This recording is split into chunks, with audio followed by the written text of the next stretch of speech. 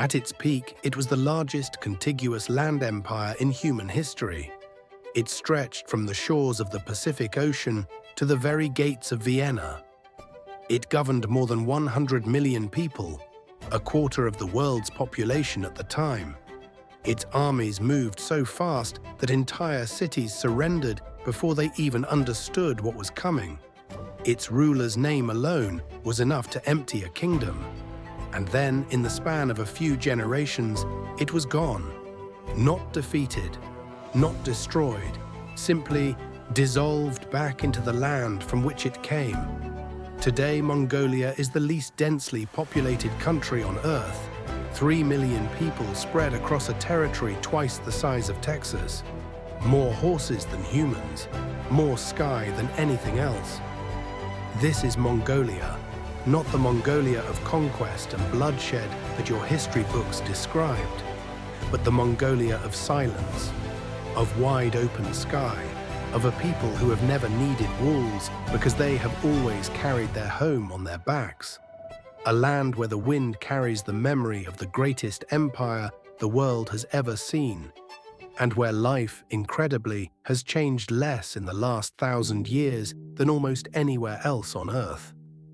So stay with us, take a breath, and step beyond the edge of the known world. Ulaanbaatar, the city at the end of the world. Every journey into Mongolia begins the same way, with a city that defies every expectation. Ulaanbaatar. The name means Red Hero in Mongolian, a relic of its Soviet past. And at first glance, the city feels like a collision of two worlds that have no business existing next to each other. Soviet-era concrete apartment blocks line wide grey avenues. Glass office towers reflect the thin blue sky. And yet, on the hillside surrounding the city, scattered like flowers after rain, are hundreds of white felt tents, gyrs, the traditional circular homes that Mongolians have used for over 2,000 years. Ulaanbaatar is home to nearly half of Mongolia's entire population, roughly 1.5 million people. It is one of the coldest capital cities on Earth, with winter temperatures dropping to -40 degrees Celsius. The city sits at over 1,300 meters above sea level, cradled by mountains on three sides. But what makes Ulaanbaatar truly extraordinary is not its architecture or its skyline. It is the tension it holds within itself, between a civilization that has always been defined by movement and a modern world that demands permanence. In the suburbs, families who moved from the steppe within the last generation still live in gyrs, now surrounded by fences and connected to city electricity. They cook over wood stoves. They wake before sunrise to tend animals. The steppe is gone, but the rhythm of steppe life persists, stubborn, proud, and deeply alive. At the heart of the city stands Sukhbaatar Square, named after the revolutionary hero who declared Mongolia's independence in 1921. At its center, a massive bronze statue of Genghis Khan gazes across the square toward the south, toward China, toward the empire he built with nothing but will, strategy, and an extraordinary talent for unity. Ulaanbaatar is not a beautiful city in the conventional sense, but it is an honest one. It does not pretend to be something it isn't. It is a city still figuring out what it means to be modern, while holding tight to what it has always been. Genghis Khan, the man who rewrote the world. To understand Mongolia, you must first understand the man who made it impossible to ignore. His birth name was Temujin. He was born sometime around 1162 into a world of fragmented and warring nomadic tribes. His father was poisoned when he was 9. His family was abandoned by their own clan and left to survive alone on the steppe. As a teenager, he was enslaved. He escaped. He was betrayed by friends and hunted by enemies. And out of all of this, he built the largest empire the world has ever seen. By the time of his death in 1227, the Mongol Empire covered over 24 million square kilometers, roughly 22% of Earth's total land area. It connected East Asia, Central Asia, Persia, Eastern Europe, and the Middle East under a single political authority for the first time in history. But Genghis Khan was more than a conqueror. He was, by the standards of his time, a remarkably progressive ruler. He established one of the world's first international postal systems, the YAM, a network of relay stations stretching across continents that allowed messages to travel thousands of kilometers in days. He guaranteed freedom of religion across his empire at a time when religious persecution defined most of the world. He promoted merchants and trade, making the Silk Road safer and more active than it had ever been.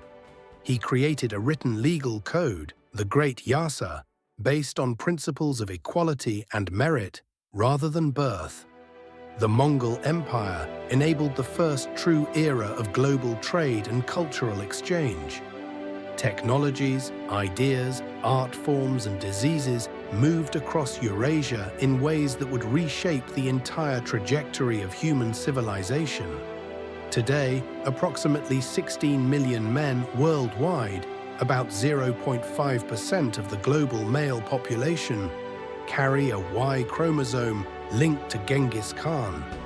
The biological legacy of one man spread across a continent.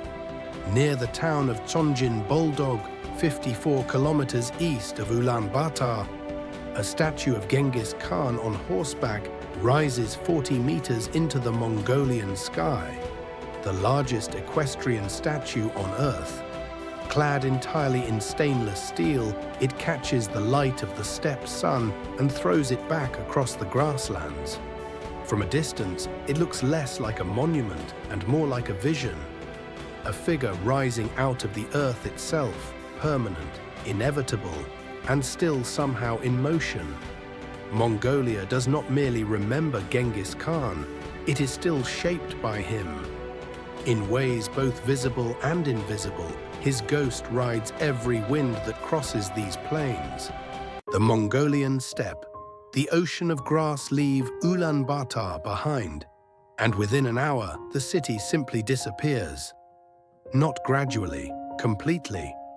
One moment there are traffic lights and apartment blocks. The next, there is nothing but grass, sky, and the faint line of mountains at the edge of the world.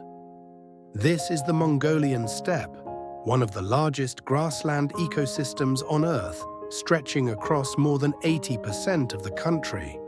In every direction, the land rolls in soft, endless waves of green and gold. The sky here is not merely above you, it is everything. It presses down on all sides. It fills your peripheral vision until you feel less like you are standing on the earth and more like you are floating inside it. The steppe is not empty. It only appears that way at first. Slow your eyes and the landscape begins to reveal itself. A family's ger appears on a hillside, its white roof catching the afternoon sun. A herd of several hundred horses moves in slow formation across a valley. No fences, no roads, just animals flowing across a landscape as if the grass itself is guiding them. A child on horseback, no older than 7, gallops across the plain with the casual confidence of someone who learned to ride before they learned to walk. Mongolians have a phrase, Tenga etseg Gazar Ij, Sky Father, Earth Mother. The steppe is not scenery, it is theology. It is the living proof of a worldview that places nature not as a backdrop to human life, but as its foundation. For the nomadic herders, the Noodle Chid, who have lived on this land for millennia, the steppe is not a place you own, it is a place you borrow. Families move with their herds 4 to 6 times per year, following the grass, the water, and the season. Their journeys go up in 2 hours and come down in 1. Everything they need fits on the back of a camel or a horse.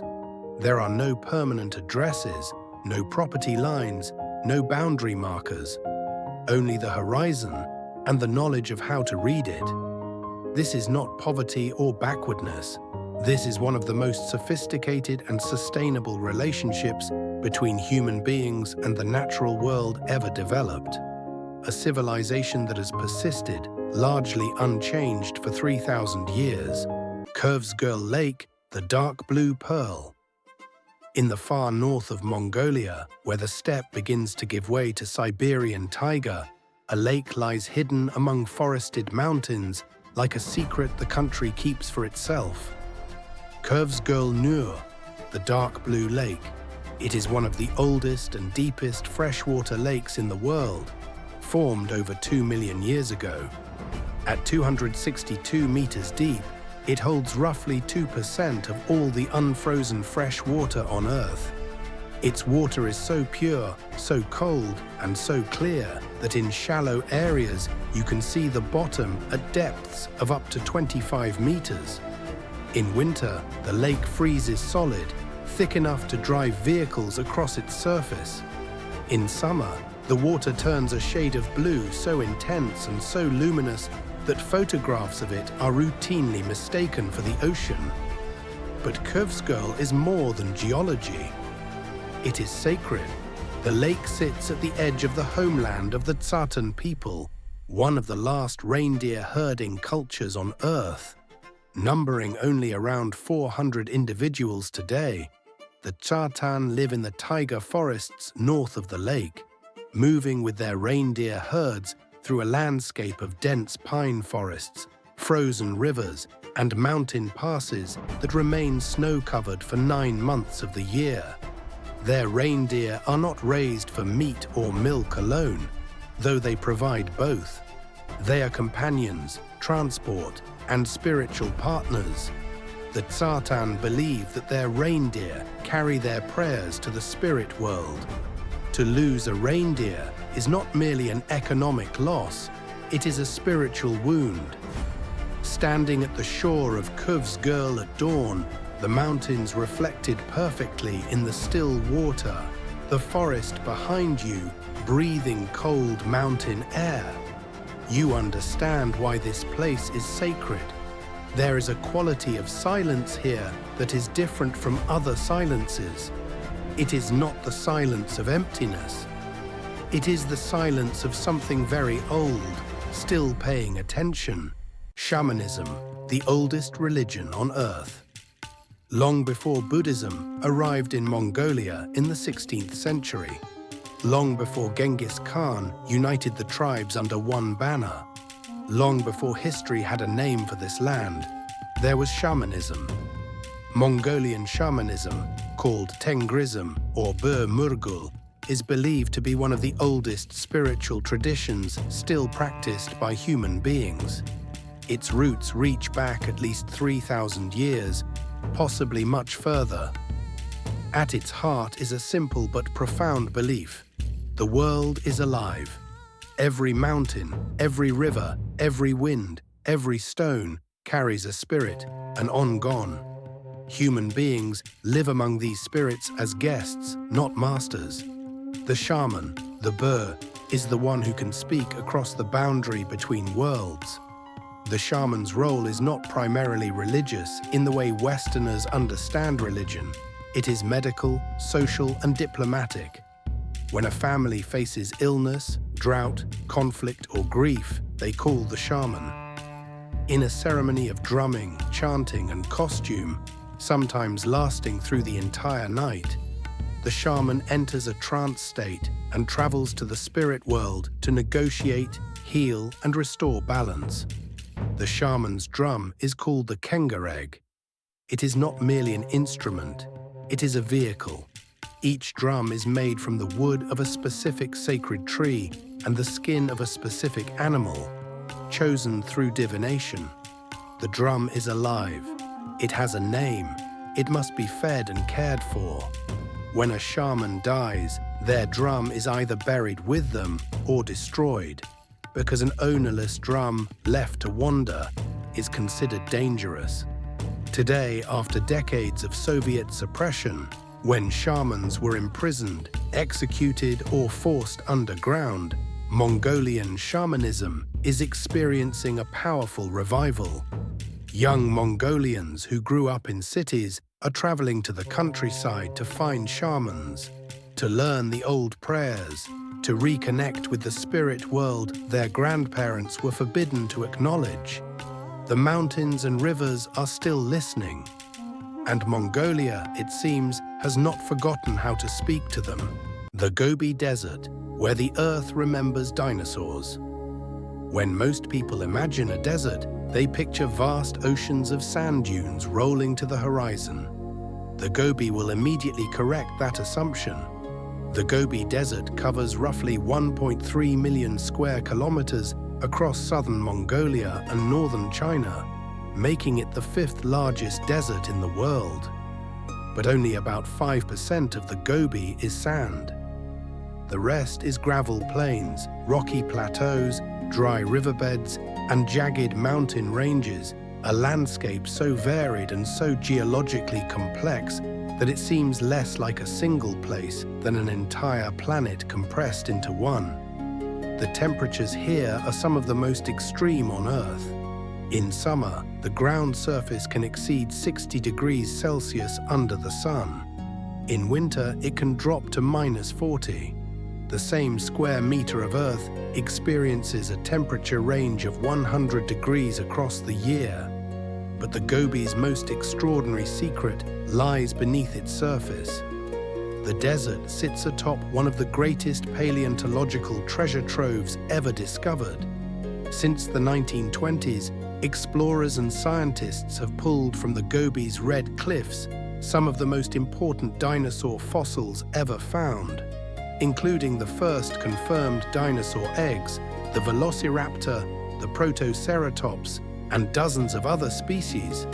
The flaming cliffs, Bayanzag, where many of these discoveries were made, glow a fierce burnt orange at sunset, as if the Earth itself is still warm from the creatures that walked here 80 million years ago. In the southwestern corner of the Gobi rises Kongorin Els, the Singing Sands. These are the largest sand dunes in Mongolia, stretching 180 kilometers in length and rising to heights of over 300 meters. When the wind blows across their ridges, the dunes emit a deep, resonant hum, a sound locals describe as the voice of the desert itself. Stand at the base of Kongorin Els at dusk, the sky turning from gold to violet above the dunes, and you will understand why this place has been considered sacred for as long as human beings have lived near it. Wildlife of the steppe and desert. Do not let the silence of Mongolia fool you. This vast, apparently empty landscape is one of the richest wildlife ecosystems in Asia, a place where animals still move freely across distances that would span entire countries elsewhere. The Mongolian wild horse, the taki, known to science as Przewalski's horse, is the last truly wild horse species on Earth, not descended from domestic horses that return to the wild, but a genuine wild species, unchanged for tens of thousands of years. By 1969, the taki had gone completely extinct in the wild.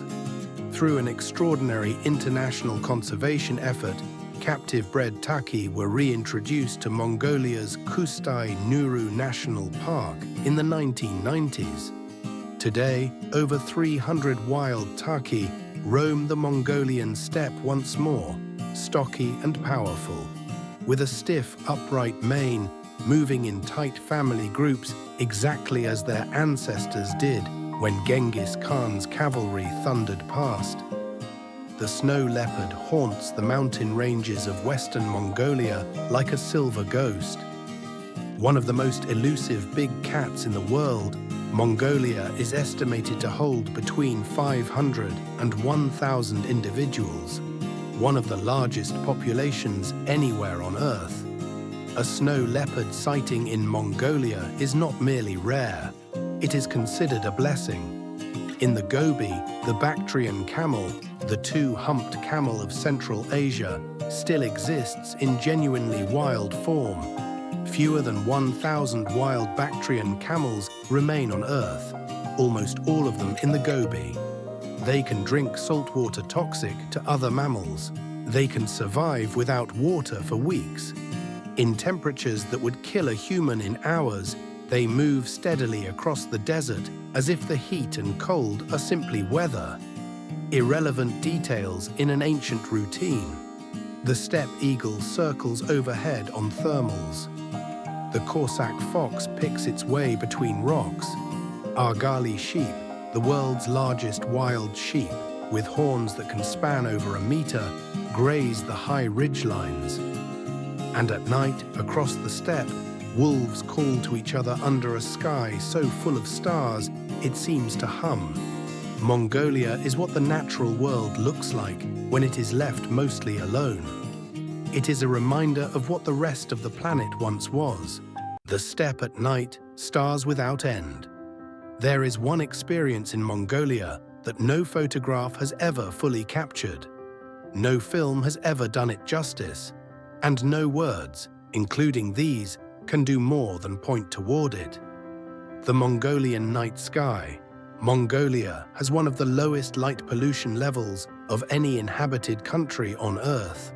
On a clear night, and most Mongolian nights are clear, the sky becomes something that people raised in cities have simply never seen.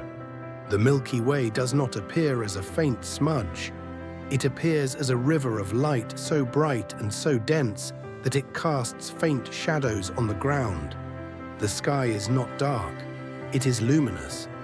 Every direction you turn, from horizon to horizon, stars crowd so thickly together that the spaces between them seem like the exception rather than the rule. Mongolian nomads have always been astronomers by necessity. Navigation across the featureless steppe at night requires the sky as a map. The stars are not decoration, they are infrastructure. Children learn the constellations the way children in other cultures learn the roads of their neighborhood, as a practical guide to where they are and where they are going. Lying on the steppe at night, the grass cool beneath you, the air absolutely still, the stars seeming close enough to touch, you feel something difficult to name. It is not awe exactly, though there is awe in it. It is something closer to recognition, as though the sky, this particular sky, in this particular place, is the natural condition of the world. And everything else, the cities, the screens, the ceilings that keep us from seeing this, is the aberration. Mongolia gives you the sky back, and once you have seen it this way, you understand why the people who live beneath it have always felt that heaven and earth here are closer together than anywhere else. Mongolia is not a country you visit. It is a country that visits you.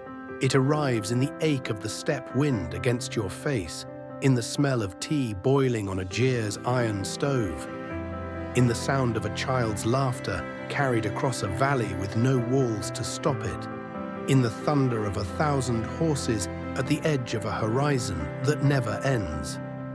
It is the largest empire that ever existed, reduced to grass and sky and memory, and somehow in that reduction made more powerful than it ever was with armies and conquest. It is a civilization that chose movement over permanence, relationship over ownership, and sky over ceiling. And in choosing those things, it preserved something the rest of the world traded away long ago. The knowledge that the earth is not a resource, it is a home, and you do not own your home. You simply care for it while you are here. The world is wider than most of us will ever know. But Mongolia reminds us that some of its widest, most extraordinary parts are still out there, waiting, patient and vast for those willing to look beyond the edge of the familiar. If this journey moved something in you, please like this video, subscribe to Wide Earth, and leave a comment below. Every single response helps us keep bringing these extraordinary stories to you.